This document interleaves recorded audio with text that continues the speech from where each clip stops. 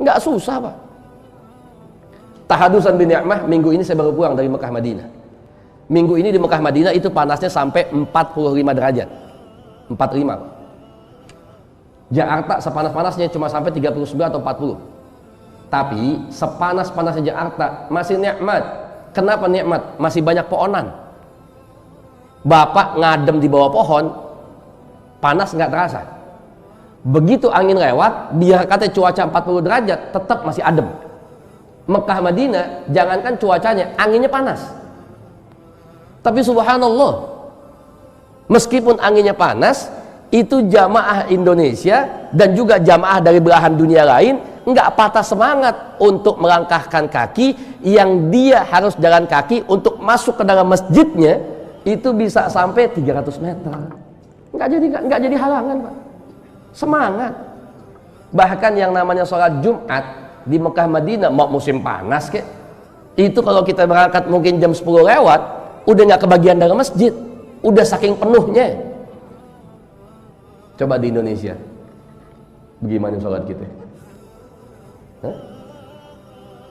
Yang tinggal dekat masjid ada nggak?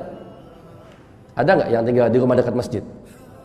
Salah satu penyakit yang tinggal dekat rumah masjid itu langkah ke masjid paling belakangan. Nggak percaya. Kalau yang jauh pakai perhitungan. Azan zuhur jam 12, 12 kurang berangkat. Kalau yang samping masjid, azan jam 12 belum jalan. Kapan jalannya? Pas qomat, masih mending Imam Fatihah baru jalan dia. Sama model kayak ente kalau taraweh. Ya kan taraweh kan begitu. Taraweh 23 rakaat. Itu imam selesai salam bangun. Makmum bangunnya kapan? Enggak bareng imam, enggak. Begitu imam amin baru bangun dia. Ikutnya pas surah doang. Begitu kita. Ya. Jadi bagaimana Allah mau selesaikan kegalauan kita? Bagaimana Allah mau selesaikan masalah kita? Bagaimana Allah mau kasih nikmat kita yang lebih lagi? Kalau ternyata ibadah mahdhah kita, salat kita yang paling utama. Karena nanti ketika kita menghadap kepada Allah, tidak ada amal yang Allah hisab pertama kali kecuali salat kita.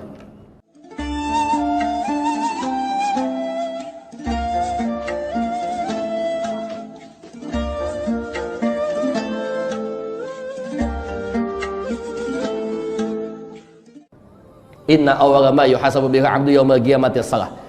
Salat yang Allah hisab pertama kali, bukan zakat, bukan sedekah, bukan haji, bukan umrah, enggak, salat kita. Baik salat kita, maka akan baik semua amal kita. Berantakan salat kita, maka akan berantakan semua amal kita.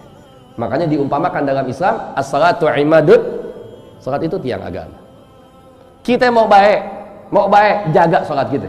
Aqimis shalah, inna sholata tanha 'anil fahsya'i wal munkar. Dirikan salat kita. Ya. Bapak mau cari solusi, sholat. Bapak mau lepas dari musibah, sholat. Bapak mau tenang, sholat udah. Oh Habib saya masih suka bikin maksiat, sholat. Biar Habib saya nggak khusyuk, sholat. Kita kalau mau derajat khusyuk Pak susah. Akal kita ini kemana-mana. Jasad di masjid, akal kemana-mana. Makanya sholat kita banyak nggak khusyuknya. Kalau ikut imam masih mending Pak. Kadang-kadang sholat sendirian ada yang ganggu kagak. Itu kadang-kadang kitanya sholat otaknya kemana-mana. Pernah nggak ada yang bertanya dalam sholatnya? Padahal sholat sendirian, anak nggak ganggu, bini nggak ganggu, sendirian. Tapi begitu sholat bapak ngomong dalam hati, ini rakaat 2 apa 3 gue ya? Pernah nggak begitu? Saking banyaknya gangguan kita.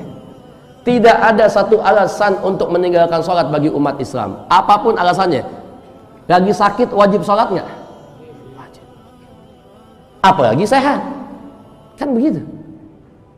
Makanya saya sempat guyon sama beberapa DKM. Kalau dia ngundang saya ceramah, dia ngomong, Beb, kalau ingetin dong di kampung saya, kenapa? Masjid suka sepi. Saya bilang, bukan cuma kamu ente, di mana-mana juga begitu. Ya emang kebanyakan begitu kan? Iya. Ya gimana Beb? Biar rame. Saya guyon. Kalau ente mau rame, gampang. Besok azan dohor jangan jam 12, jam 9 pagi. Rame ente punya masjid. Coba aja, rame ente punya masjid. Ente azan dohor jam 9 pagi, itu masjid dijamin langsung rame. Pada nggak sholat, ngomel-ngomel sama ente. Kalau ente diomelin, jawab. Kenapa ada 9 pagi?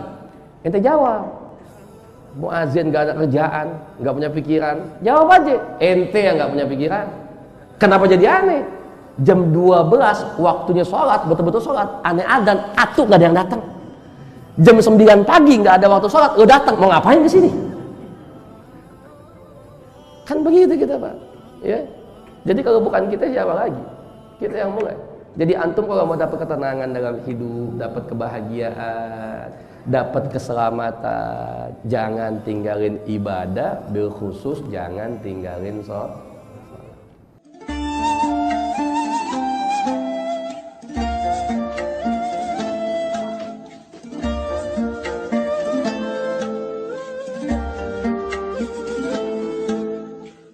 Jangan pernah menganggap sholat itu beban. Bapak lagi kerja, hayya 'alas sholati, hayya 'alal falah, nggak usah pakai ngomong, udah sholat lagi aja, nggak usah. Kenapa? Sholat itu bukan beban, tapi sholat yang akan menghilangkan semua beban kita. Bagaimana Allah nggak mau angkat beban kita ketika Allah tahu kita adalah hambanya yang menjalankan perintah Allah. Kita kalau dekat sama orang, bang, taat sama itu orang, maka dia akan sayang sama kita. Bagaimana Allah sama kita? Tidak akan ada satu masalah yang tidak selesai kalau kita udah dekat sama Allah yang maha bisa ngasih solusi atas semua masalah kita.